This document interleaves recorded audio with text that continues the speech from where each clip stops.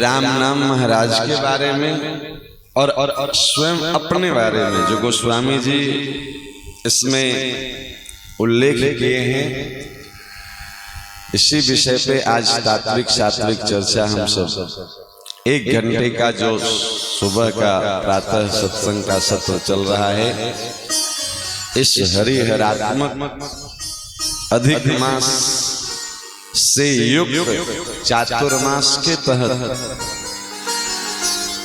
श्रीमद् भागवत कथा के अंतर्गत जो सुबह के सत्र में हम सब 1 घंटा विशेष सत्संग का लाभ प्राप्त कर रहे हैं। कल की चर्चा बड़ी अद्भुत थी। जीव की शरणागति भगवान कैसे स्वीकार करते हैं, इस विषय पे कल सत्संग हुआ था। आज का जो विषय है उसमें 3 चीजों पे हम सब चिंतन करेंगे। गोस्वामी जी में कैसा दैन्य भाव है, अपने बारे में वो क्या लिखे हैं, राम जी के बारे में क्या लिखे हैं, मानस जी मतलब राम जी, और राम नाम की महिमा के बारे में क्या लिखे हैं। तो आइए इसी विषय पे हम सब चर्चा करें।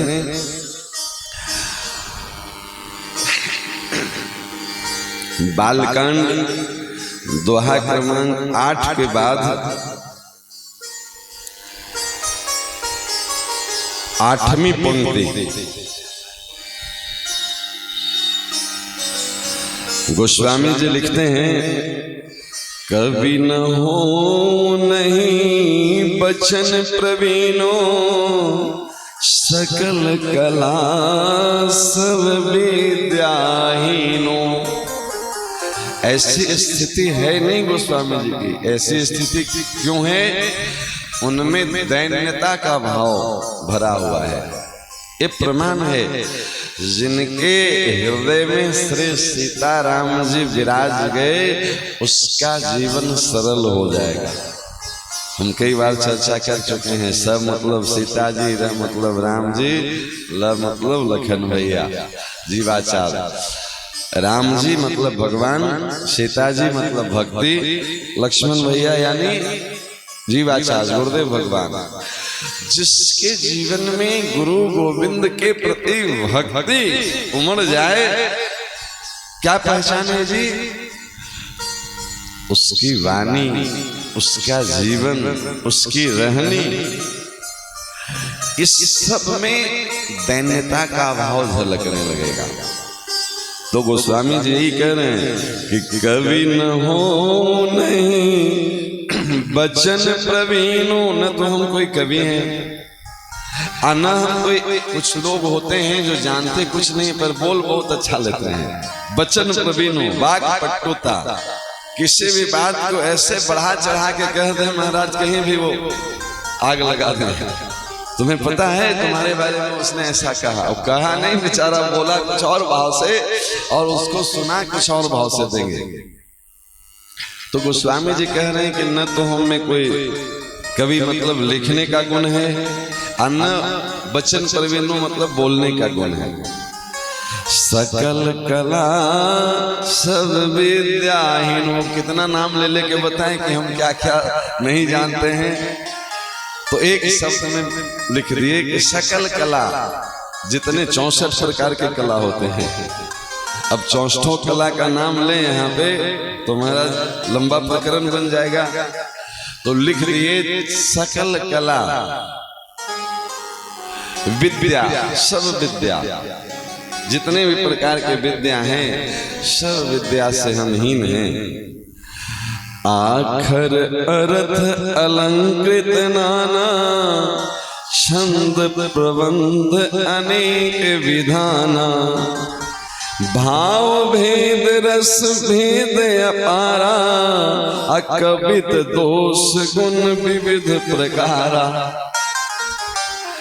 हम जो ये लिख रहे हैं इसमें आप चाहे अक्षर की दृष्टि से देखिए, अर्थ के दृष्टि से देखिए, अलंकार के दृष्टि से देखिए, छंद के दृष्टि से देखिए, इसमें कवित दोष गुण विविध प्रकारा, एक दो दोष नहीं दिखेगा आपको, महाराज दोष ही दोष है, कुछ है ही नहीं।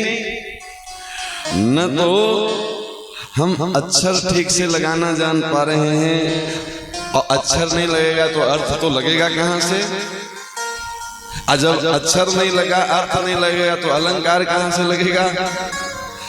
तो आखर, आखर मतलब अक्षर, अर्थ उसका अर्थ, आखर अर्थ अलंकृत, किसमें कौन सा अलंकार का कहां प्रयोग करना है? अब भैया हम ये सब तो कुछ कर नहीं रहे हैं। तो इस दृष्टि से अगर आप देखेंगे हमारे रचना को, तो एक दो दोष नहीं, अनेक दोष दिख जाएंगे। आखर अर्थ अलंकृत नाना छंद प्रबंध, कौन सी लिखनी, कौन सी पंक्ति किस छंद में लिखना है, किस छंद में बोलना है। गायत्री छंद कितने अक्षर के, अनुष्टुप छंद, त्रिष्टुप छंद, अलग अलग छंद की रचना होती है। तो महाराज छंद प्रबंध, छंदों को भी हम लगाना, प्रबंध मतलब उसको सही तरीके से लगाना, प्रस्तुत करना। तो छंद प्रबंध अनेक विधान, बहुत सारे विधान है लिखने का, सब पे खरा उतरना चाहिए, लेकिन तब वो शुद्ध माना जाएगा। छंद प्रबंध अनेक विधान, भाव, अच्छा जो हम लिख रहे हैं उसके अनुरूप उसका भाव भी जगना चाहिए सुनने पढ़ने वाले में। ऐसा नहीं कि कुछ भी आप बोल दीजिए, कुछ भी लिख दीजिए और भाव का जागरण नहीं हो, कोई मतलब नहीं है। भाव भेद रस भेद अपारा, रस उसमें रस भी आना चाहिए। रस कितने प्रकार के हैं हम चर्चा कर चुके हैं अष्टघटी की राम कथा में। भाव भेद रस भेद अपारा, कवित दोष गुण विविध प्रकारा। और अंत में एकदम अफिडेविट करके दे दिए, कवित विवेक एक नहीं मोरे, सत्य कहूं लिख कागज कोरे। कोरे कागज पे दस्तखत करवा के ले लो, हम न तो कवित है न कोरे कागज का दस्तखत समझते हैं क्या होता है? कोर्ट कचहरी का मामला होता है तो वकील को कोई स्टेटमेंट लिखना होता है, तो वो पार्टी से नीचे दस्तखत करवा लेता है और उस पर मैटर वकील साहब बनाएंगे। आप सिर्फ दस्तखत कर दीजिए, नहीं, क्योंकि भैया सामान्य आदमी उतना नियम कानून थोड़े जानता है। तो दस्तखत कर दिए आप, उसके ऊपर वकील साहब जो जो टाइप किए वो सब आपकी मानी जाएगी, नहीं।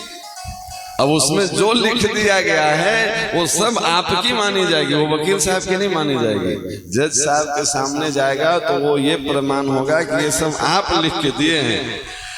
मतलब हमको अपनी कमी बताने में कुछ कमी रह गई हो तो हम सादे कागज पे लिख देते हैं, बाकी सब आप लोग लिख लीजिएगा। चूंकि हम अपना कमी भी नहीं बता पा रहे हैं, अब अपना कमी लोग कहाँ बता पाते हैं? नहीं, ये हमारी बात लिख रहे हैं, वो अपनी नहीं लिख रहे हैं। वो लिख रहे हैं कि अब हम तो दो चार दोष बता करके निकल जाना चाहते हैं। आप सब विद्वान जब अर्थ लगाएंगे तो समझ में आएगा कि इतना ही कमी नहीं था। तो महाराज एक काम करते हैं, हम सादा कागज पे लिख करके दस्तखत करके दे देते हैं और ऊपर में आप लोग जो जो दोष निकालेंगे वो सब मेरा माना जाएगा। सत्य कहूं लिखे कागज कोरे। क्या दैन्यता रही होगी। ऐसे ही श्री सीताराम जी थोड़े निहाल हो गए।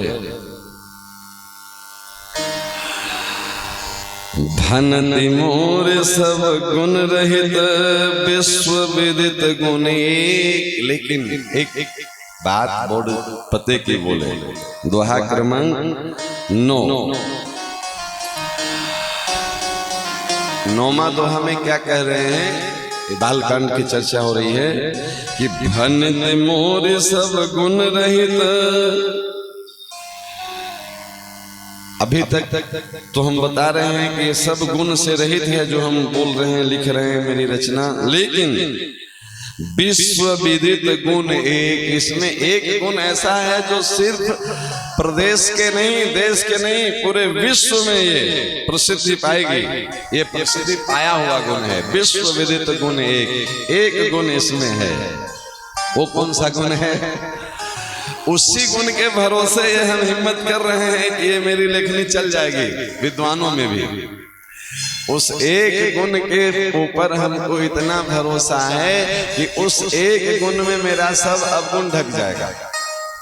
विद्वान लोग उस एक गुण को जब देखेंगे तो उस एक गुण से ही लुभा जाएंगे, फिर उनको हमारा अवगुण दिखेगा ही नहीं जी। कौन सा गुण है मानस जी में? जो विश्व गुण है। भनित मोरि सब गुण रहित, विश्व विदित गुण एक, सो विचार समुझहि सुमति। ऐसा विचार कर जो सुमति लोग होंगे, जो सुंदर मति वाले होंगे, सो विचार सुनिहि सुमति, जिनके विमल विवेक। जो सुंदर मति वाले होंगे और जो विमल विवेक वाले होंगे, विमल मतलब जिसमें मल रहित विवेक, मल रहित मतलब जो दोष दृष्टि से नहीं देखेंगे, जो गुण ग्राहक होंगे, वो फिर हमारे दोषों को नहीं देखेंगे। वो जो एक गुण है ना इस मानस जी में, वो उस एक गुण को देखेंगे तो फिर हमारी ओर उनकी दृष्टि ही नहीं जाएगी। महाराज हम तो सीधे सीधे बरी हो जाएंगे। वो कौन सा गुण है भैया? एक वो भी बता दीजिए। अच्छा, आप लोग बता सकते हैं कि इस मानस जी में एक गुण क्या है? एहि में रघुपति नाम उदारा, अति पावन पुराण श्रुति चारा। वो एक गुण क्या है? तो यही मोह रघुपति नाम उदारा। महाराज इस मानस जी में एक विश्व विदित गुण ये है कि इसमें राम जी का नाम है। कैसा नाम? उदार। उदार नहीं, उदार चक्र चूड़ामणि, उदार शिरोमणि राम जी का नाम। अब देखिए इसमें भी एक बड़ी समस्या है। कौन राम जी? विद्वान लोग इस पे बहुत तर्क वितर्क करते हैं और ये सवाल गोस्वामी जी भी उठाए हैं मानस जी ने, और कोई सामान्य व्यक्ति से नहीं उठाए हैं। कहां उठाए हैं?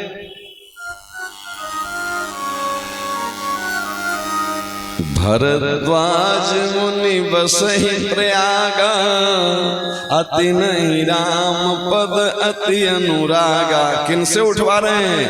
जिनको राम जी के चरणों में अति अनुराग है, अति प्रेम करने वाले भरद्वाज जी ऋषि राम नाम से, उनसे सवाल उठवाए। और किसके सामने उठवाए? ये सवाल किसके सामने उठवाए हैं वह भी सुन लीजिए। तो जाग बलिक मुनि परम विवेकी, कोई सामान्य जगह में नहीं उठाए हैं। प्रश्न करता परम अनुरागी, आज जिनके समक्ष परम प्रश्न किया जा रहा है वो परम विवेकी। समाधान तो विवेक से दिया जाने के जी। प्रेम अनुराग तो हो सकता है बिना विवेक का भी, लेकिन उत्तर देना सिर्फ अनुराग से नहीं, विवेक की जरूरत है। इसमें यहाँ प्रेम नहीं चलेगा, यहाँ विवेक की कसौटी पे। एक एक शब्द गोस्वामी जी की बड़ा अद्भुत है। भरद्वाज जी कौन है? तो तीन ही राम पद अति अनुरागा, अति अनुराग के साथ राम जी के चरणों में ये भजन में लगे रहते हैं। और ये प्रश्न किससे कर रहे हैं? जो परम विवेकी। जाग बलिक मुनि परम विवेकी, भरद्वाज राखे पद टेकी। उनसे सवाल क्या किए?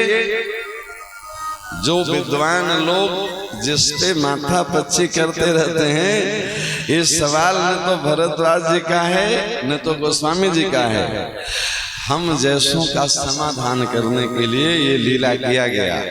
भरद्वाज जी पूछ रहे हैं कि एक राम अवधेश कुमारा, तिन कर चरित विदित संसारा। एक राम जी अयोध्या में दशरथ नंदन कौशल्या नंदवर्धन, एक राम जी तो वो हैं, उनका चरित्र पूरा संसार जानता है। कौन सा चरित्र? नारी बिरह दुख लहु अपारा, अभय रोष रन रावण मारा। उनका चरित्र संसार जानता है कि उनकी पत्नी का हरण रावण कर लिया था। अब पत्नी के विरह में उनको गुस्सा आया, जाके रावण को मार दिए, है न जी। एक राम तो वो है। दूसरा राम कौन है? तो प्रभु सोई राम की अपर को, अजाहि जपत त्रिपुरारी। तुम पुनि राम राम दिन राति, सादर जपो अनंग राति। दिन रात शंकर जी जो राम राम करते हैं और अयोध्या वाले राम जी हैं, ये दोनों एक ही हैं कि कोई अलग है? नहीं। ये सवाल बाद में हमारे मन में रह न जाए, इसलिए यहीं पे गोस्वामी जी इसका समाधान कर दिए। कहां पे? एहि मह रघुपति नाम उदारा। शब्द पकड़िएगा तो समझ में आ जाएगा समाधान। एहि मह रघुपति, कौन राम? रघुपति मतलब जो अयोध्या नरेश दशरथ नंदन कौशल्यानंद वर्धन रघुनाथ जी हैं, वही राम ब्रह्म हैं जो त्रिपुरारी जपते हैं। और इस राम जी में कोई भेद नहीं है, इसलिए यह मैं रघुपति, राम नहीं बोले रघुपति, मतलब वही राम है। उस राम में और इस राम में कोई भेद नहीं है। जिसका भजन शंकर जी करते हैं वही ब्रह्म रघुनंदन बन करके, रघुपति बन करके। रघुपति इसलिए कहिए कि दशरथ जी के कुल को अभी तक रघुकुल के नाम से जाना जाता है, इसलिए रघुकुल के ये पति मतलब अभी तक के सर्वश्रेष्ठ उस कुल के हैं। समाधान हो गया ना कि अब ये झगड़ा मत करिएगा कि वो शंकर जी वाले राम अलग और अयोध्या वाले राम अलग। कई प्रकार के जो संकल्प विकल्प हमारे मन में उठते रहते हैं, उस पे पूर्ण विराम लगा दीजिए एक ही बार में। एहि मह रघुपति नाम उदारा, अति पावन पुराण श्रुति चारा। रघुपति कौन है? एहि मह रघुपति नाम उदारा। कौन रघुपति? अति पावन पुराण श्रुति चारा। जिनका अति पावन नाम 18 पुराण और श्रुति यानी वेद उपनिषद, ये सब जिस राम की महिमा गाते हैं वही ब्रह्म रघुपति राम है। क्लियर हो गया ना? अति पावन पुराण श्रुति चारा। चार श्रुति मतलब चार वेद। तो चार वेद क्या कहते हैं? ब्रह्मांड निकाया निर्मित माया, रोम रोम प्रति वेद कहे। वेद कह रहा है रोम रोम से। तो जो वेद कह रहा है वही उपनिषद कह रहा है, वही पुराण कह रहा है, वही सब ग्रंथ कह रहे हैं। और वही हम कह रहे हैं कि जो वेद के राम हैं, जो शिव के राम हैं, जो पुराण के राम हैं, वही रघुपति राम है। कॉन्सेप्ट क्लियर हो जाना चाहिए इतना में। नहीं जी, कोई भेद नहीं रहे। नहीं, अब राम नाम लिख लेने वाले तो आजकल बहुत लोग मिल जाएंगे कि भाई हम भी राम हैं, अपने राम नहीं। तो इसलिए गोस्वामी जी देखिए कितना सूक्ष्म विवेचन कर रहे हैं कि आज नहीं, अभी नहीं, कभी किसी के मन में ऐसा भाव जगे तो एक लाइन में क्लियर कर लो कि जो पावन पुराण जिस राम नाम की महिमा गा रहे हैं, वेद जिसको गा रहे हैं, वेद का सार क्या है? कैसे समझेंगे कि वेद किसको गा रहे हैं? चार वेद का सार क्या है? हम लोग सब वेदाचार्य ही हैं, अपने आप को वेदाचार्य से कम कोई नहीं मानते हैं। एक बार वेद का दर्शन जिनको नहीं हुआ है वो भी वेद मंत्र से कम पे वो सत्संग करते नहीं है, समझे कि नहीं। पढ़ने की तो बात छोड़ दीजिए, वो वेद मंत्र से ही शुरू करेंगे। तो हम पूछते हैं वेद का सार क्या है। सभी वेद उपनिषद का सार गीता जी। हम नहीं कह रहे हैं, गीता जी का महात्म का श्लोक पढ़िए। सर्वोपनिषदो गावो दोग्धा गोपाल नंदन। सभी उपनिषदों का दूध है गीता जी। सब सर्वोपनिषदो गावो, सब उपनिषद गाय हैं। अदोग्धा गोपाल नंदन, दोहने वाले गवारिया हमारे गोपाल हैं। गाय ऐसे थोड़े दूध दे देगी, कोई दोहने वाला चाहिए ना। तो सर्वोपनिषदो गावो दोग्धा गोपाल नंदन। गाय हो गई, दोहने वाला हो गया, फिर भी नहीं देगी दूध गाय। बछड़ा चाहिए उसका, नहीं, जब तक बछड़ा नहीं ले जाइए महाराज थन में दूध नहीं उतरेगा। बाल्टी लेके बैठे रहिए। बछड़ा कौन है? तो पार्थो वत्स। पार्थ यानी अर्जुन को बछड़ा बना करके कृष्ण भगवान कुरुक्षेत्र में दुए हैं जी वेद से। पार्थो वत्स, उस दूध को भोगने वाला कौन है? तो सुधीर भोक्ता। सुधीर जन जो भक्त जन है वही भोक्ता है। समझ में आ रहा है ना। तो सब उपनिषदों का सार क्या है? गीता जी। गीता जी का सार क्या है? सभी उपनिषदों का सार तो गीता जी। गीता जी का सार शरणागति। पूरा गीता सुना रहे हैं, अर्जुन का मोह दूर नहीं हो रहा है। कब तक? जब तक अर्जुन शरणागति स्वीकार नहीं किया है। पूरे गीता जी का सार करिष्ये वचनम तब। जब तक अर्जुन यहाँ नहीं पहुंचा है तब तक भगवान भक्ति योग का उपदेश कर रहे हैं तो ज्ञान योग से प्रश्न पूछता है। ज्ञान योग का उपदेश करते हैं तो कर्म योग से प्रश्न पूछता है। भगवान बता रहे हैं कुछ और पूछ रहा है कुछ और। ये क्या है? वो मोहग्रस्त होने का नाटक कर रहा है। मोहग्रस्त है नहीं, अर्जुन मोहग्रस्त है नहीं, नर नारायण है दोनों। मोहग्रस्त होने की लीला करके हमको आपको मोह से मुक्त करने का उपक्रम चल रहा है। तो सब वेदों उपनिषदों का सार गीता जी। और गीता जी की शरणागति। और शरणागति का प्राण क्या है? शरणागति का प्राण है भगवान नाम। अब देखिए, गीता जी का उपदेश तो भगवान के। अर्जुन को नाम की दीक्षा कब दिए भगवान? कोई कथा ऐसे सुने हैं?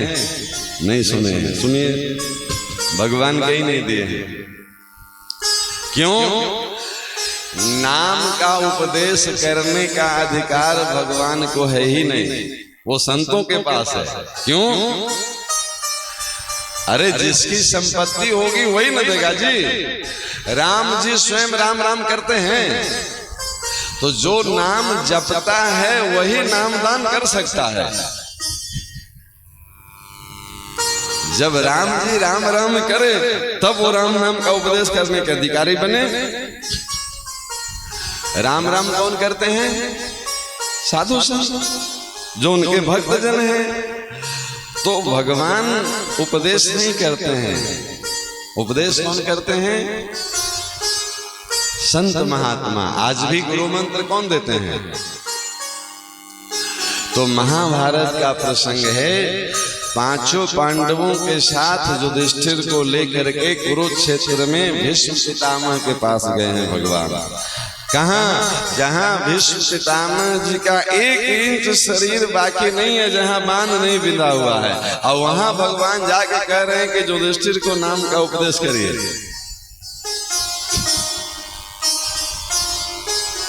महाराज इतनी अनुकूलता में भजन नहीं होती है। कुरुक्षेत्र के मैदान में बाण की सैया पे भजन हो रहा था।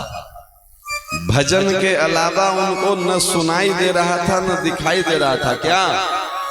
शंख का नाद, घोड़े के हिनहिनाहट, हाथी का चिघाड़। युद्ध के मैदान में और क्या होगा?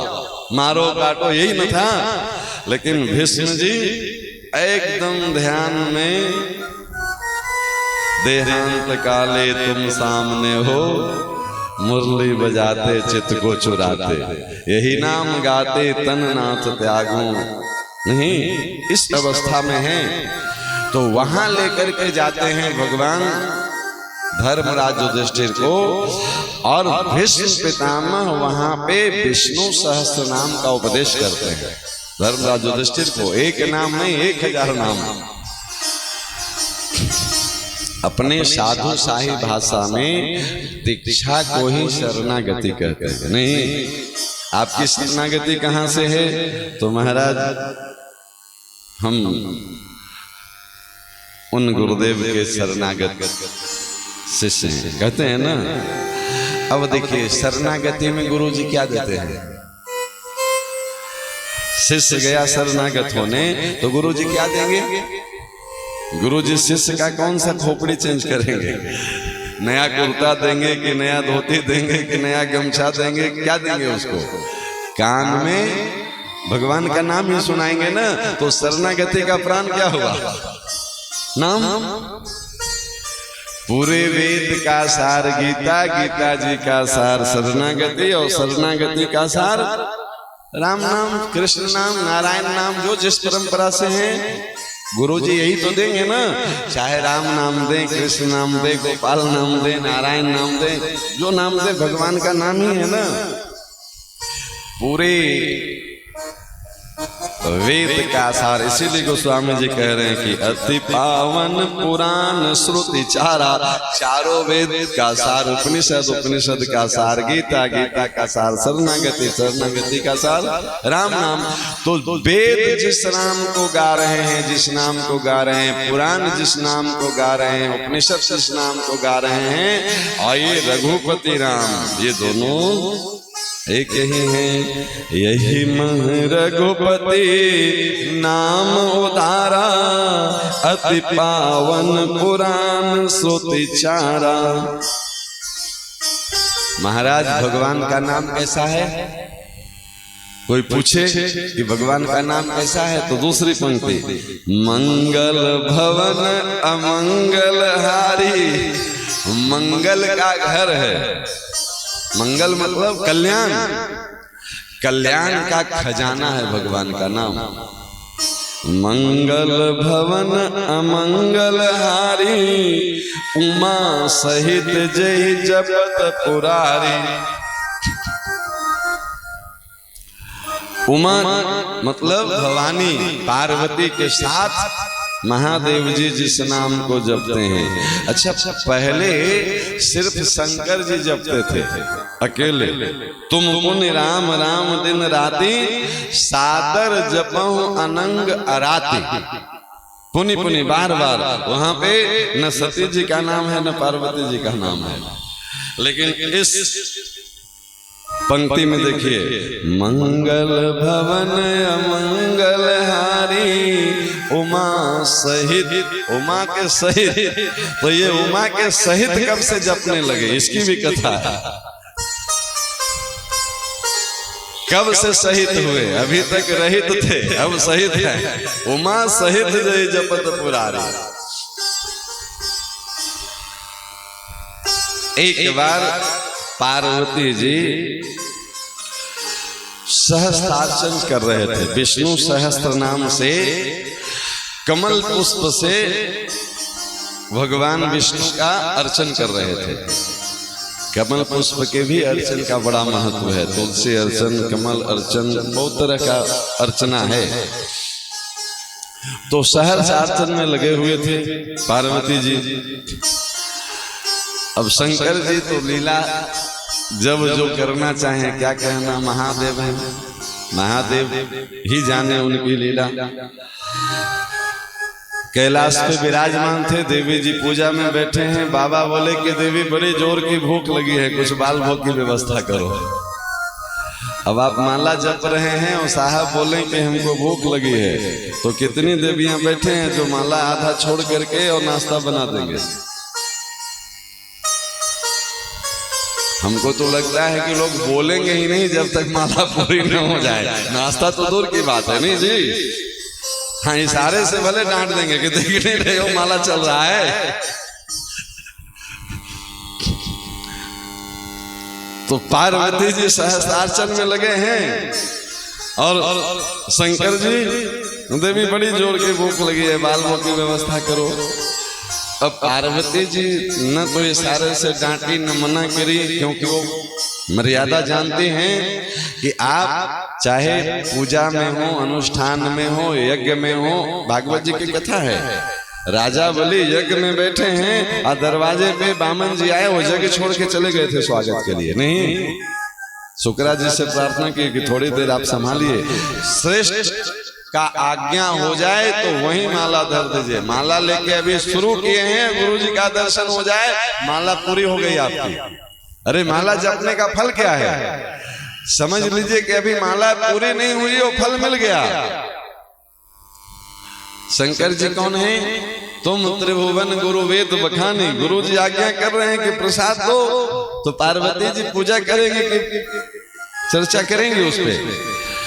बोले स्वामी आपकी आज्ञा हो तो प्रसाद की व्यवस्था तो कर देंगे, लेकिन आपकी आज्ञा हो तो थोड़ी देर समय मिल जाता तो सहस्त्रार्चन करके अभी आते हैं, कोई बहुत ज्यादा देर नहीं लगेगा। विष्णु सहस्त्र नाम आज भी जिनको कंठस्थ है 10-15 मिनट में हो जाता है। महादेव जी मुस्कुराए, बोले बस इतनी सी बात है ना, हम अभी, अरे हम बहुत बड़े आचार्य हैं, हम पूरा करवा देते हैं सहस्त्रार्चन एक बार में। महाराज 100 बार 1000 बार नाम लेके चढ़ाएंगे तब पूरा होगा सहस्त्रार्चन, आप एक बार में कैसे पूरा करवा देंगे? बोले यही तो गुरु के पास मंत्र होता है। तो शंकर जी बोले देखो मेरे पास एक ऐसा मंत्र है जो एक बार बोल के एक कमल पुष्प चढ़ा दोगे तो 1000 नाम लेकर के 1000 कमल पुष्प चढ़ाने का फल मिल जाएगा तुमको। महाराज ये तो बड़ी कृपा है, आप बता दीजिए रोज काम आ जाएगा हमको। तो शंकर जी बताएं, राम रामेति रामेति रमे रामे मनोरमे सहस्र नाम ततुल्यम राम नाम वरानने। अर्थ समझे? सहस्र नाम ततुल्यम, सहस्र मतलब 1000। बोले 1000 नाम जो भगवान का लिया जाए उसके बराबर एक नाम है राम नाम। सहस्र नाम ततुल्यम राम नाम वरानने। अरे बर मतलब श्रेष्ठ, उस 1000 नाम से भी श्रेष्ठ ही साबित होगा, न्यून नहीं। एक बार राम कह करके तुलसी चढ़ा दीजिए तो 1000 बार नाम लेकर के तुलसी चढ़ाने का फल मिलेगा। एक बार सीताराम कह के कमल चढ़ा दीजिए तो 1000 बार विष्णु सहस्त्र नाम पाठ का फल मिल जाएगा आपको। देवी बोली है तो बहुत बढ़िया बात है, राम नाम की इतनी महिमा है तो हम क्यों पढ़े हैं? 1000 नाम तो पढ़ने में भी बड़ा दिक्कत होता है, कई नाम तो इतने क्लिष्ट हैं सब लोग पढ़ भी नहीं पाएंगे। तो एक बार राम कह के कमल चढ़ाए और बाबा के बाल भोग किए, उसके बाद वहीं बैठ गए। बोले अब हम भी आपके साथ बैठ के राम राम ही करेंगे। आ गया ना, उमा सहित जय जपत पुरारे, यहाँ से सहित हो गए। बोले जब इतना आसान है, एक बार राम कहने से 1000 बार विष्णु भगवान का नाम पूरा हो जाता है, तो क्यों न हम भी आपके साथ दिन रात राम राम ही करते रहे? इससे बढ़िया कोई काम है? तो मंगल भवन अमंगल हारी उमा सहित जय जपत पुरारी। हो गया ना क्लियर कि उमा सहित कब हुए? जब तक ये उपदेश शिव जी नहीं किए थे तब तक सती जी भी यही बार बार उलझे रही हैं। नहीं, जब भगवान का दर्शन हुआ शंकर जी को, जय सच्चिदानंद जग पावन कह के प्रणाम किए शंकर जी, तो सती जी भ्रम में पड़ गई थी ना, क्योंकि अभी तक उनको गुरु मंत्र नहीं मिला है। अच्छा, गुरु जी के साथे रहते हैं, शंकर जी के साथी न रहते हैं, साथे रहने के बाद भी जब तक गुरु जी का मंत्र नहीं मिला था तब तक भ्रम में थे सती जी। क्या भ्रम में थे? अच्छा, शंकर जी सामने जाके क्यों नहीं प्रणाम किए? सामने जाते तो पोल पट्टी खुल जाती। किसकी? ब्रह्मा जी की। ब्रह्मा जी रावण को ये वरदान दे रखे हैं कि मनुष्य और बंदर को छोड़ करके तुमको कोई मारेगा नहीं, और सभी क्षेत्रों में आप पढ़िएगा तो यहाँ बक्सर तक रावण अपना चौकी स्थापित किए हुए थे। नहीं, हर जगह वो अपना गुप्तचर लगा रखा था कि कहाँ कौन भजन करने वाला है, उसको पकड़ो, उसको मारो, उसको खाओ। तो शंकर जी राम जी के सामने जाकर के अगर प्रणाम करके जय सच्चिदानंद जग पावन कहते, इसका मतलब क्या है? रावण के गुरु जी हैं शंकर जी, और गुरु जी जिसको प्रणाम कर रहे हैं वो कौन होगा? अभी राम को मनुष्य बने रहना है, नहीं लिन्न मनुज अवतार। और जब रावण को यह पता चलता कि हमारे गुरु जी जिसको प्रणाम कर रहे हैं तो उसको वो मनुष्य मानता, और नहीं मानता तो फिर अगर राम मारते तो फिर वो कहता ना ब्रह्मा जी को, आप बोले थे कि मनुष्य से मरना है तो भगवान मार दिए तो ब्रह्मा जी की बात झूठी हो जाती ना। इसलिए अभी वो मनुष्य वाला लीला कर रहे हैं, अभी प्रकट होकर के भगवान उनको नहीं बनाना है, ठीक है ना? ठीक है, हैं भगवान अपने लोक के, लेकिन लीला वो मनुष्य का कर रहे हैं। कितना सूक्ष्म दर्शन है। देखिए, शंकर जी चाहते तो सामने भी चले जाते तो राम जी भी प्रसन्न होते और शंकर जी भी प्रसन्न होते, लेकिन लीला में विक्षेप होता ना, और ब्रह्मा जी की वाणी झूठी हो जाती। रावण पहले सजग हो जाता कि कोई मनुष्य नहीं, भगवान आए हैं रूप बदल करके, तो ब्रह्मा जी को पकड़ता जा करके कि आप फंसा रहे हैं हमको, मामला उलझ जाता। शंकर जी दूर से प्रणाम कर लिए, लेकिन स्वरूप तो वही है, वो जानते हैं, इसलिए बोले क्या? जय सच्चिदानंद जग पावन। जैसे ही सुने सती जी बोले, सत्य उसे कहते हैं जो सर्वव्यापी हो, नहीं जो हर जगह है। ऐसा नहीं कि यहाँ सत्य है वहां सत्य नहीं है। कहूं सो कहाँ जहां प्रभु नहीं, भगवान कहाँ नहीं है तो सत्य मतलब भगवान। सत्य जी को लगा कि ये स्वामी है, झूठ तो नहीं बोल सकते हैं, लेकिन ये जिनको सत्य कह रहे हैं वो कर क्या रहे हैं? तो हे खग मृग हे मधुकर श्रेणी, अगर ये सत्य है तो इनको हर जगह व्याप्त होना चाहिए, और हर जगह व्याप्त है तो इनको पता होना चाहिए कि मेरी पत्नी कहाँ है। नहीं जी, जब पता होना चाहिए तो ये पूछ क्यों रहे हैं?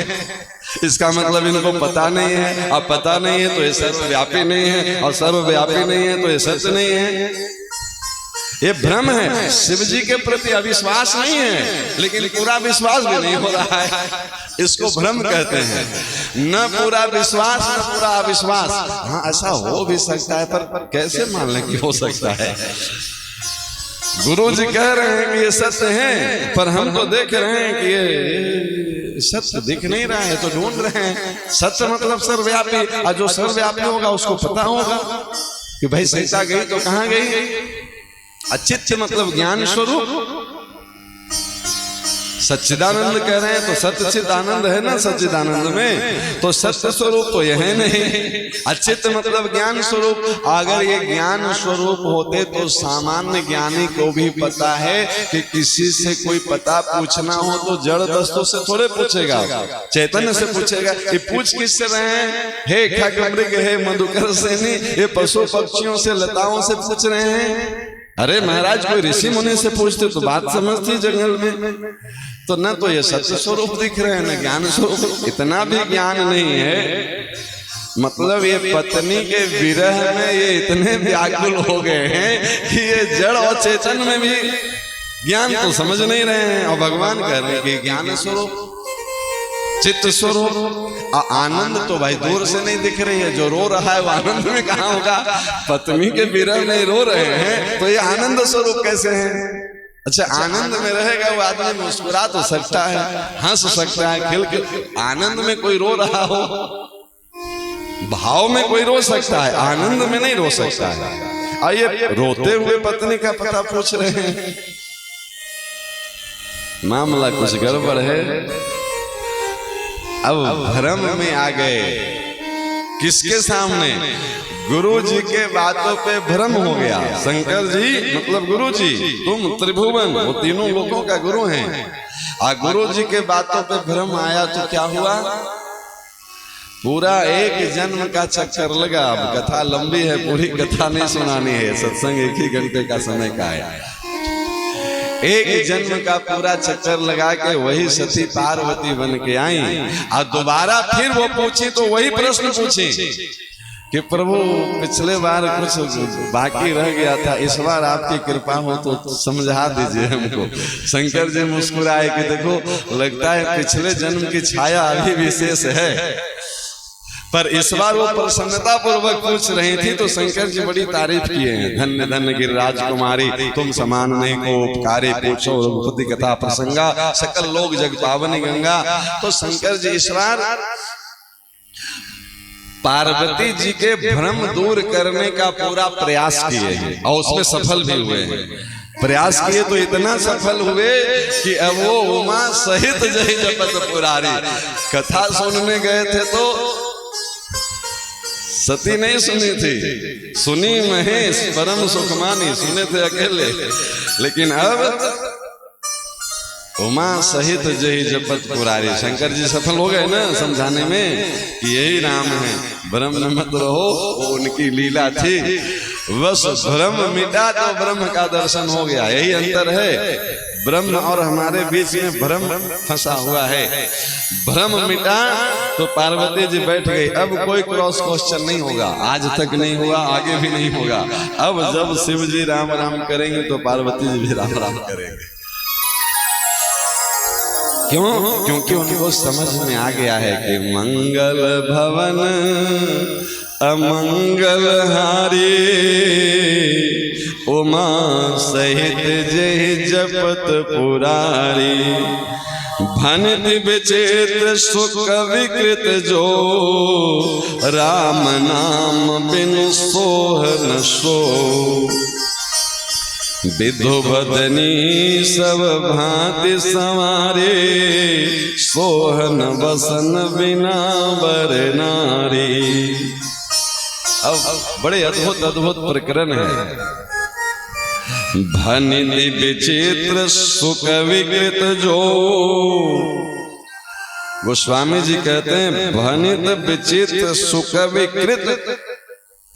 आप बहुत बड़े कवि हैं, बहुत बड़े वक्ता हैं, प्रवक्ता हैं, लेखक हैं, ज्ञानी हैं, विज्ञानी हैं, जो भी हैं। भनित विचित्र मतलब बहुत तरह की रचना करने में आप सामर्थ्यवान हैं।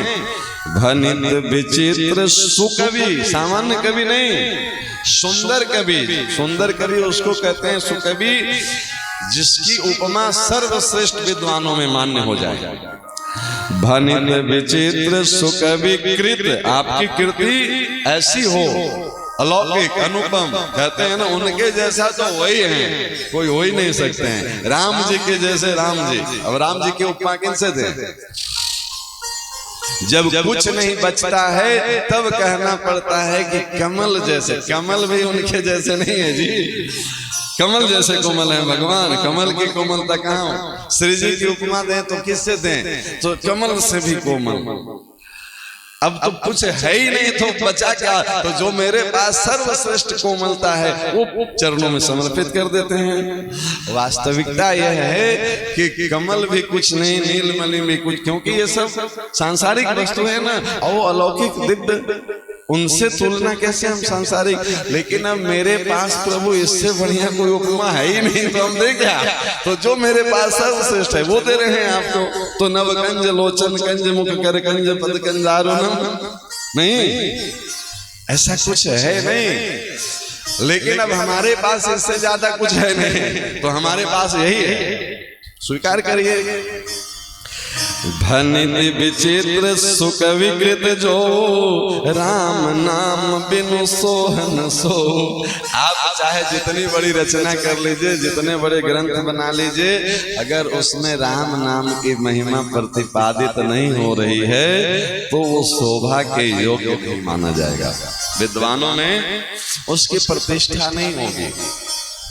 किस प्रकार से? उपमा देखिए गोस्वामी जी की, गोस्वामी जी जैसे गोस्वामी जी की उपमा दूसरा कोई नहीं।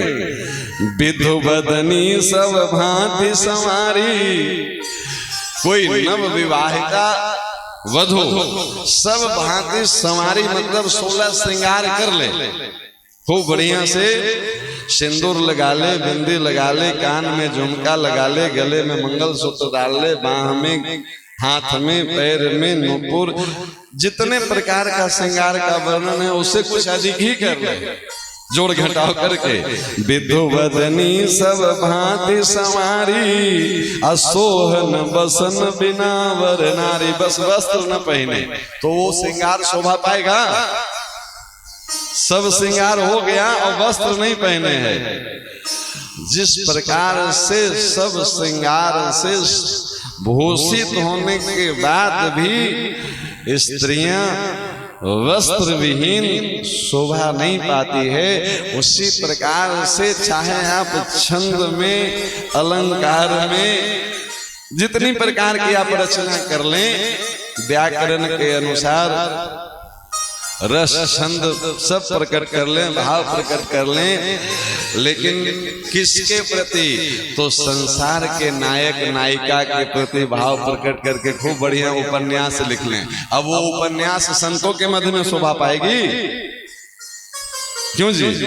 आप खूब बढ़िया कॉमिक्स लिख लें, खूब बढ़िया उसका आप जो है सो फोटो बना लें, खूब बढ़िया उसका सजा लें, आप जितना भी बढ़िया उसमें मनोरम बनाना है बना लीजिए, लेकिन वो कॉमिक्स और उपन्यास जो है सो संतों के बीच में शोभा कभी नहीं पाएगी। यही कह रहे हैं गोस्वामी जी की, भनित विचित्र सुख विकृत जो, राम नाम बिनु सोहन सो। किस प्रकार? तो विधु बदनी सब भांति संवारी, सोहन बसन बिना वर नारी। सब गुण रहित को विकृत बानी। और मेरी बानी मतलब कोई ऐसा भाव भरा भक्त जिसमें कोई गुण नहीं है, न वो व्याकरण जानता है, न रस जानता है, न छंद जानता है, न अलंकार जानता है। सब गुण रहित कवि, वो कवि भी नहीं है, तुकबंदी करके कुछ जोड़ घटा करके। परसों सुना रहे थे ना मामा प्रहलाद दास जी के, प्रयागदास जी की रचना, कौन सा था? हरि हरि ईश्वा जपत महेशवा, कटत कलशवा भजन मासे। ये प्रयागदास जी की रचना है। अब इसमें आप देखेंगे तो बहुत अलंकरण नहीं है, एकदम सीधे सीधे जो मन का भाव है वो सुना रहे हैं। भाव बड़ा सुंदर क्या है? हरि हरि ईश्वा। हरि हरि ईश्वर का नाम निरंतर कौन जपते हैं? तो जपत महेशवा। अब बताइए, रस छंद की दृष्टि से देखेंगे तो शंकर जी को महेशवा कह रहे हैं। कोई विद्वानों की भाषा तो नहीं समझ में आ रही है, लेकिन ये प्रेम की भाषा में कहा जा सकता है। जैसे हम लोग गायत्री माता की आरती गाते हैं तो जयति जय गायत्री माता कहते हैं कि वेदों की माता है, देवों की माता है, विश्व की माता है। और हम फिर क्या गाते हैं? तुम समर्थ सब भांति तारिणी। तो तुम शब्द का प्रयोग हम लोग श्रेष्ठ के लिए करते हैं। कहाँ करते हैं? जिससे अति निकटता होता है उसमें गाते हैं। आप शब्द का प्रयोग है, अरे आप सर्वश्रेष्ठ हैं तो आपको हम तुम क्यों कह रहे हैं? आप अपने से श्रेष्ठ को कहिएगा, गुरुजी को कहिए कि तुम खाना नहीं खाए हो कहिएगा, लेकिन हम लोग रोज गा रहे हैं। गायत्री माता नाराज होती हैं। बच्चों का अधिकार है वो माँ से तोतली भाषा में कुछ भी बोल दे, ठीक है ना। अब यहाँ कोई अपमान सूचक शब्द नहीं है, यहाँ प्रेम सूचक है। तो जहाँ जिससे अतिशय प्रेम हो वहां कुछ भी कहा जा सकता है। नहीं अब यही कह रहे हैं, हरि हरि ईश्वा जपत महेशवा कटत कलेशवा भजन मां से।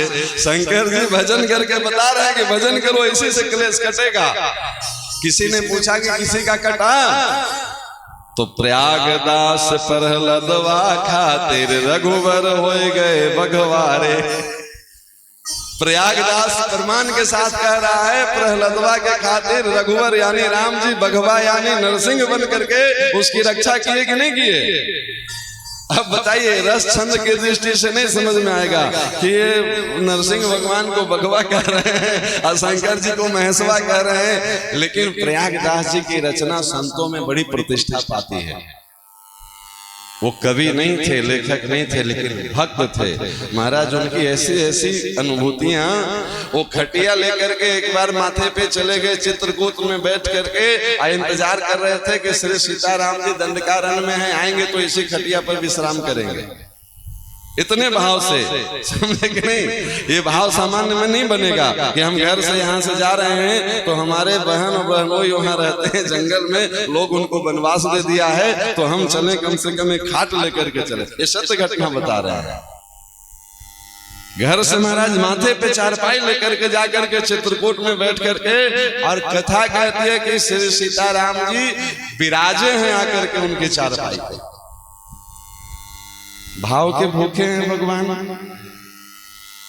प्रबल प्रेम के पाले पड़कर प्रभु को नियम बदलते देखा कोई असंभव है। जब प्रहलाद के रक्षा के लिए नरसिंह भगवान खंबे से प्रकट हो सकते हैं तो उनके लिए खाट पे आके विराज गए हो तो कोई आश्चर्य की बात नहीं है। यही बात बता रहे हैं कि बिन सब गुण रहित को कवि कृत बानी, राम नाम जस अंकित जानी। उसमें कोई गुण नहीं है, लेकिन राम नाम की महिमा है तो वो पूरा जस पा जाएगा समाज में। जस से अंकित जानो उसको जस मिलने से कोई रोक नहीं पाएगा। प्रमाण क्या है, जब रामचरितमानस की रचना हुई गोस्वामी जी के द्वारा तो काशी के सब विद्वान एक मत से विरोध कर रहे थे। क्यों? काशी आज भी विद्वानों की नगरी है और विद्वानों के यहाँ संस्कृत की प्रतिष्ठा है। देव भाषा संस्कृत है और ये भाषा में लिख दिए गोस्वामी जी। तो विद्वानों को लगा कि ये संस्कृत के बीच में ये क्या पता नहीं कौन सी भाषा लिख दिए हैं, न पूरा हिंदी है न पूरा संस्कृत है, अवधि मिला जुला है ना। तो कभी कभी लगेगा कि एकदम सुधा सरल, और फिर कभी कभी चौपाई पढ़ेंगे तो श्लोक पढ़ेंगे तो संस्कृत भी है मिला हुआ। वर्णा नाम अर्थ संज्ञा नाम रसा नाम छंद साम भी क्या है। तो ये तो पूरा महाराज मिक्सिंग कर दिए हैं, तो विद्वानों को ये पच नहीं रहा था। निर्णय कैसे हो, तो पूरे काशी का विद्वत परिषद बैठा कि भैया काशी वासी तो विश्वनाथ को ही मानते हैं, तो सब श्रेष्ठ श्रेष्ठ ग्रंथ को रखा जाए काशी विश्वनाथ में और पट बंद किया जाए। अगर बाबा विश्वनाथ इनके ग्रंथ पे हस्ताक्षर कर दे तब माना जाएगा कि ये सर्वमान्य ग्रंथ है। और रात भर बंद करके रखा गया जितने संस्कृत के ग्रंथ थे, और उसमें सबसे नीचे रामचरितमानस को रखा गया, क्योंकि लोग समझते थे कि हमारा ग्रंथ ज्यादा श्रेष्ठ है, इनका क्या है, तो इनको नीचे दबा दो। आज सुबह जब पट खुला तो सबसे नीचे जो मानव जी रखे थे वो सबसे ऊपर रखे थे, और उस पे शिव जी का हस्ताक्षर किया हुआ था, सत्यम शिवम सुंदरम। तब पूरे काशी के विद्वानों ने मान्यता दी है। अब इसकी एक बड़ी सुंदर कथा है कि भाषा में क्यों लिखे गोस्वामी जी। बात आ गई है तो अभी पूरी कर देते हैं। आज का सत्संग का समय भी लगभग अभी 5-7 मिनट है। आप इतना तो सुने होंगे कि कली कुटिल जीव निस्तार है तो वाल्मीकि तुलसी है। वाल्मीकि जी ही तुलसी जी बन करके आए हैं। वाल्मीकि जी को तुलसी बनने की क्या जरूरत पड़ी? कोई तो जरूरत पड़ा होगा ना। महाराज वाल्मीकि रामायण में कोई कसर रह गई थी? आज भी बड़े बड़े विद्वानों की पसीना छूटती है, वाल्मीकि जी में सबकी गति नहीं है। एक कथा ऐसी भी आती है कि श्री हनुमान जी महाराज एक रामायण लिखे थे, हनुमान नाटक के नाम से लोग जानते हैं। अद्भुत। अब हनुमान जी लिखे तो फिर उसमें कुछ कहने की गुंजाइश ही नहीं है। हनुमान जी ने पत्थर पे लिखे थे, वो पत्थर जमा कर करके, और वो पता नहीं, अब हनुमान जी तो कुछ भी कर सकते हैं भैया, हनुमान जी तो हनुमान जी, उनके बारे में क्या कहें। अब ठीक है, इतना लंबा चौड़ा नहीं होगा, लेकिन 100-200 चौपाई श्लोक भी लिखे होंगे, जो भी लिखे होंगे। तो हनुमान जी इतने दिव्य रामायण की रचना किए, और वो सबसे पहले वाल्मीकि जी को दिखाने गए कि महाराज देखिए, आप चूंकि रामायण के रचयिता हैं, एक दो नहीं, रामायण शतकोटि अपारा में 100 करोड़ रामायण की रचना है वाल्मीकि जी की। बोले आप पास कर दीजिएगा तब जानेंगे कि हाँ ये रामायण प्रतिष्ठा के योग्य है, इसलिए पहले आप ही के पास आए हैं। अब जब वाल्मीकि जी देखे ना, तो उनको लगा कि ये रामायण अगर लोग पढ़ लेंगे तो फिर हमारा रामायण का महत्व खर्ब हो जाएगा। अब हनुमान जी का लिखा हुआ अगर दर्शन प्राप्त हो जाए तो फिर हमारी तो सामान्य रचना है। वाल्मीकि जी बोले, हनुमान जी आपकी रचना सर्वश्रेष्ठ है, लेकिन अब जितनी प्रसन्नता से बोलना चाहिए वो नहीं दिख रहा था चेहरे पे। अब तारीफ करते समय पकड़ा जाते हैं लोग, झूठी तारीफ करेंगे तो नहीं। हनुमान जी बोले, गुरुदेव लगता है आप प्रसन्न नहीं है इस रचना से। अब वो भी ऋषि थे, तो ऋषि के मन में कोई छल कपट तो होता नहीं है, जो सच मन में आ रहा था बोल दिए। हमें ऐसा लग रहा है हनुमान जी कि इस रामायण को पढ़ने के बाद कोई हमारे रामायण को पढ़ेगा भी क्यों, फिर तो आपकी रामायण ही प्रसिद्धि पा जाएगी। महाराज क्या करें? बोले देखिए, कोई भी रचना हो, कोई नया फल हो तो पहले गुरु दक्षिणा चुकानी पड़ती है। बार बार गुरु जी कह रहे हैं, इतने श्रेष्ठ ग्रंथ की आपने रचना की है तो कुछ गुरु दक्षिणा आपको देनी चाहिए। गुरु जी बताइए क्या दें? बोलिए, आप अगर गुरु दक्षिणा देना चाहते हैं तो अपनी एक कीर्ति को समुद्र में जाकर विसर्जित कर दीजिए। जो आज्ञा हनुमान जी, कोई न उसमें प्रसन्नता और न उनमें कोई विक्षोभ। हनुमान जी जो आज्ञा गुरुदेव कह के अपनी कीर्ति उठाए समुद्र में विसर्जित कर दिए। लेकिन हनुमान जी को तो कोई फर्क नहीं पड़ा, राम जी प्रकट हो गए। राम जी को ये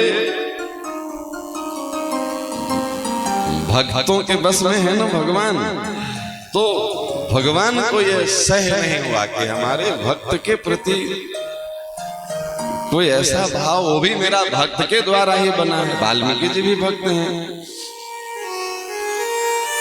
दोनों प्रणाम किए, क्षमा मांगे, प्रभु आपको कष्ट करना पड़ा, क्या आज्ञा है?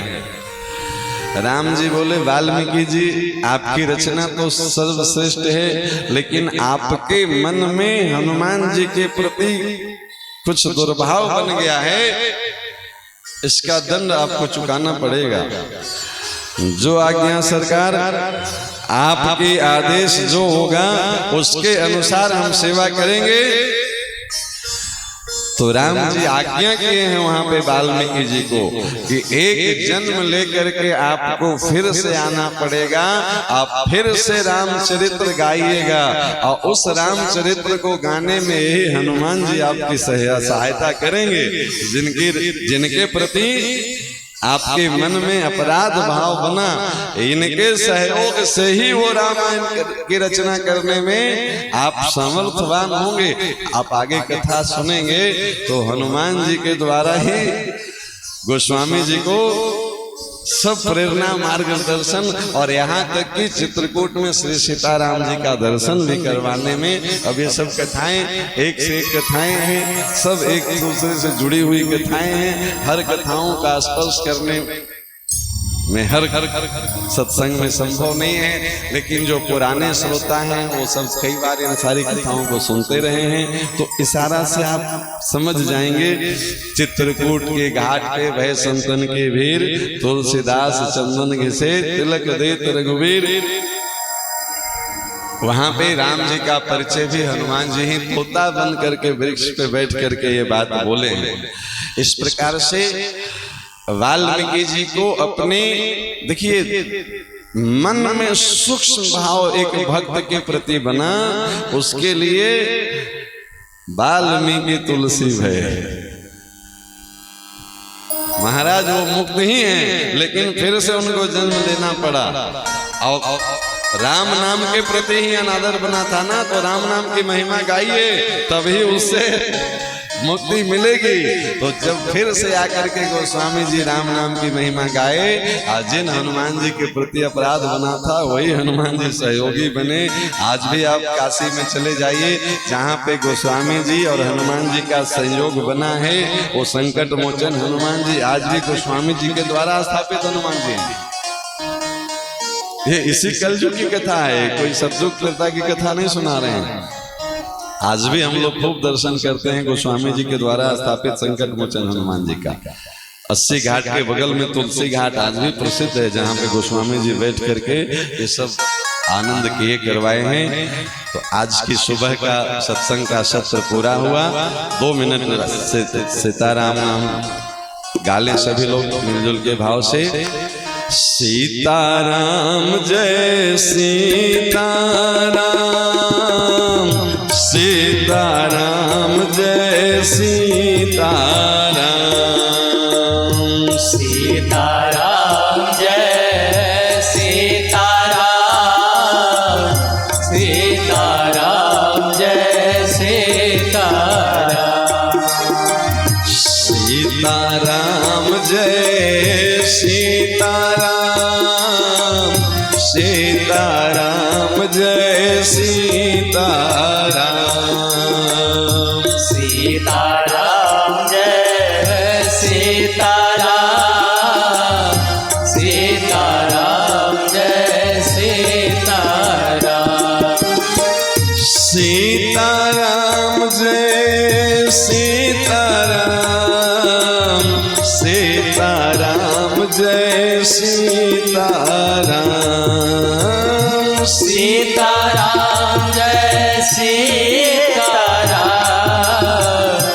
सीताराम जय सीताराम, राधे श्याम जय राधे श्याम, राधे श्याम जय राधे श्याम, राधे श्याम जय राधे श्याम, राधे श्याम जय राधे श्याम, जय रघुनंदन जय सिया राम, मुरली मनोहर राधे श्याम, जय रघुनंदन जय सिया राम, मुरली मनोहर राधे श्याम, जय रघुनंदन जय सिया राम, मुरली मनोहर राधे श्याम, जय रघुनंदन जय सिया राम, मुरली मनोहर राधे श्याम, श्री राम जय राम जय जय राम, श्री राम जय राम जय जय राम, श्री राम जय राम जय जय राम, श्री राम जय राम जय जय राम, श्री राम जय राम जय जय राम, रक्षा कीजिए हनुमान, श्री राम जय जय राम, रक्षा कीजिए हे हनुमान, श्री राम जय जय राम, संकट हरिए हनुमान, श्री राम जय जय राम, संकट संकट हरिए हे हनुमान। श्री राम जय राम जय जय राम, कृपा करिए हे हनुमान। श्री राम जय राम, कृपा करिए हनुमान। कमला विमला मिथिला धाम, अवध सरयो सीताराम। कमला विमला मिथिला धाम, अवध सरयो सीताराम। सीताराम जय सीताराम, राधे श्याम जय राधे श्याम। सीताराम जय सीताराम, राधे श्याम जय राधे श्याम। सीताराम जय सीताराम, राधे श्याम जय राधे श्याम। सीताराम जय सीताराम, राधे श्याम जय राधे श्याम। सीताराम जय सीताराम, राधे श्याम जय राधे श्याम। सीताराम जय सीताराम, राधे श्याम जय राधे श्याम। बोलिए श्री राम नाम महाराज की जय, श्री सीताराम भगवान की जय, लाडली लाल की जय, लड्डू गोपाल की जय। लड्डू गोपाल ऐसे दर्शन दे रहे हैं महाराज, क्या दिव्य दर्शन है। लड्डू गोपाल का दर्शन आप लोग भी किए हैं ना? कितने लोग किए हैं ना आप लोग? इनके हाथों में क्या होता है? बंसी, दोनों हाथ में।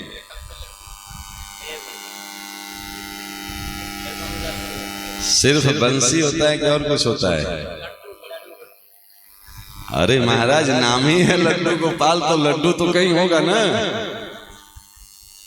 कहाँ है? आप लोग भी बड़े अद्भुत भगत मिले। चलिए अब ये कल सुनाएंगे, संकेत कर देते हैं। चर्चा आ गई है तो सरकार मुस्कुरा रहे हैं देख के। देखिए सरकार के एक हाथ में लड्डू है और दूसरे में बंसी है।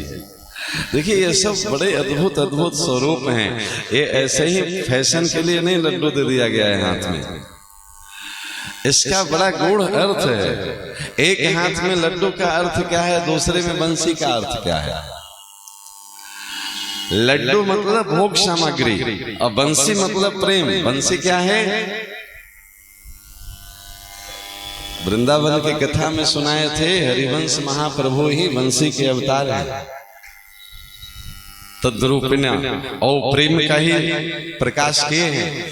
बंसी मतलब प्रेम, बंसी मतलब संगीत। तो संगीत कोई दुख में गाएगा कि प्रेम में गाएगा? ऐसे भी देख लीजिए, किसी को सुने हैं कि भाई दुखी है तो बैठ करके जो है सो विरह का भी गीत निकलता है, तो उसके प्रति जिसके प्रति प्रेम हो उसी की विरह। विरह का वास्तविक अर्थ ही है कृष्ण प्रेम। अपने यहाँ पहले एक परंपरा होती थी, दीपावली के पहले कुछ ग्वाल लोग बिरहा गाते थे। नहीं, बिरहा नहीं है, विरह का ही विस्तार है विरहा। कृष्ण का विरह में जो अब वो ठीक है, अब उसका स्वरूप सब बिगड़ते चला जा रहा है। लोग अखाद्य खा पी करके और कुछ भी अब अश्लील गाने लगे हैं। वास्तव में ब्रज की गोपियां जिस प्रकार से गोपी गीत गाई है, उसी प्रकार से ब्रज के ग्वाल वाल जो विरह में पुकारे हैं, वही सब ग्वाल वाल लोग गाते थे उस समय। हमें याद है हमारे गांव में लोग खूब अच्छे अच्छे बिरहा गाते थे, बचपन में खूब सुनते थे। 1-2 दिन से नहीं, 15 दिन पहले से वो सोहराई लोग कहते थे, 16 दिन खूब चलता था बिरहा। मतलब सुबह उठिए शाम में दिन में वो चलते रहता था, खूब लोग गाते थे। अब तो वो सब पौराणिक परंपरा धीरे धीरे विलुप्त जैसे होती जा रही है। तो ये हम लड्डू गोपाल का संकेत कर रहे थे। ये सब विषय जब आएगा तो फिर कभी सुना देंगे। अब अभी सरकार को देखे तो अचानक से भाव आ गया तो संकेत कर दें। भगवान कहते हैं कि देखो, बाहरी वस्तुओं को मांगने आओगे तो ये भोग सामग्री हम पहले से तैयार है। लड्डू वाला हाथ आगे है ना, इसको देने में जरा भी देर नहीं। लेकिन अगर इससे तुम बच गए, अगर इस लोभ से बच गए, भोग सामग्री की कामना को तुम पचा गए, तब फिर जो देंगे वो हम अपना प्रेम देंगे। बंसी वाला हाथ नीचे रखते हैं, नहीं, ये सबको नहीं। किसको मिलेगा? जो इस प्रलोभन को संवरण कर लिया, अब उसको प्रेम गोपनीय वस्तु है ना जी। दूसरा हाथ सरकार एकदम दबा के रखे हैं, पहला वाला एकदम निकाल के रखे हैं, ले लो लड्डू सबके लिए, ये भोग सामग्री जो चाहो सो ले जाओ। अच्छा महाराज, गोस्वामी जी भी लिखे हैं, कितने संतों ने गाए हैं, सुतदारा और लक्ष्मी पापी को भी होए। भोग सामग्री राक्षसों के पास का कमी होता है, इसलिए भगवान भोग सामग्री सामने दिखा रहे हैं। ये लोग और प्रेम छुपाए हुए हैं कि किसी को दिखे नहीं। और संतों की दृष्टि देखिए, महाप्रभु जी को देख लीजिए आप, हरिवंश महाप्रभु जी को, बल्लवाचार्य जी को, जिनको भी देख लीजिए, चैतन्य महाप्रभु जी को, जो सब भोगों को संवरण कर लिए, उनको फिर क्या मिला? जो छुपा करके रखे हैं फिर वो प्रकट कर देते हैं। लड्डू गोपाल की सेवा, अरे महाराज बाहर से ही इनके ज्ञान का दर्शन, रोम रोम प्रतिवेद कहे तो इनका लड्डू भी वेद ही है ना जी, इनका वंशी भी वेद है। जिसकी रोम रोम से ज्ञान प्रकट होता है तो उनके दर्शन का ज्ञान नहीं है। आप जहां से चाहें वहीं से, अधरम मधुरम, जिधर से टेस्ट करिए मधुर। तो इनका सरकार का नाम, सरकार का रूप, सरकार का लीला, सरकार का धाम, सब सरकारी है। समझ में आया लड्डू गोपाल की छवि? अच्छा, लड्डू लेना है कि बंसी लेना है, प्रेम लेना है, श्रेष्ठ क्या है जी? लेकिन संसार तो लड्डू के लिए ही लड़ मरता है। बंसी तो किसी को दिखता नहीं है, वो तो सरकार छुपा के रखे है ना, और लड्डू सामने दिखता है। लड्डू मतलब इंद्रियों की वस्तु ना, और प्रेम इंद्रियों से परे है, इंद्रियातीत प्रेम की अनुभूति आप कैसे करेंगे इंद्रियों से? इंद्रियों का प्रेम जो आपको समझ में आता है वो हर एक क्षण में बदलता है। अभी आपको रसगुल्ला अच्छा लग रहा है और रसगुल्ला नहीं, अब थोड़ा नमकीन रहता तो ज्यादा बढ़िया रहता। नमकीन खा लिया महाराज और नमकीन लाए, नहीं अब एक कप कॉफी बना दीजिए तो बहुत बढ़िया। बदल रहा है ना, अभी रसगुल्ला अच्छा, फिर नमकीन अच्छा, फिर कॉफी, और कॉफी पीजिए। कितना कॉफी पीजिएगा? नहीं अब ठीक है, हो गया, बहुत मन भर गया। प्रेम से मन भरेगा। कभी आप सुने कि गोपियों का मन भर गया कृष्ण दर्शन से? कभी सुने कि यशोदा मैया का मन भर गया लाला की सेवा से? कभी नहीं सुनिएगा। कभी आप सुने कि संतों का मन भर गया भजन से? नहीं भरेगा। इंद्रियां जो है सो ये भटकाती है और मन विश्राम देती है। मन मनमोहन का है, इसलिए मनमोहन का स्वरूप सच्चित आनंद, तो जैसा वो वैसा हम, सोहम से वो हम स्वरूप में फिर ला देंगे वो। इसलिए लड्डू के आकर्षण में ये फंसा रहे हैं। लड्डू क्या है? माया, और उस माया के आकर्षण से बच गए तो वंशी क्या है? प्रेम। फिर वो प्रेम तत्व की प्रकाश हो जाएगा। ठाकुर जी चाहेंगे और स्मरण में आ गया तो कल जन्माष्टमी पे इसकी चर्चा कर देंगे, कल परसों में। अब बाकी तो हमें भी पता नहीं रहता है कि कब क्या वो सुनना चाहते हैं। वो भीतर बैठे वही सुनाते हैं और बाहर बैठ के वही सुनते हैं। सुनने वाले भी वही, सुनाने वाले भी वही। बोलिए वृंदावन बिहारी लाल की जय।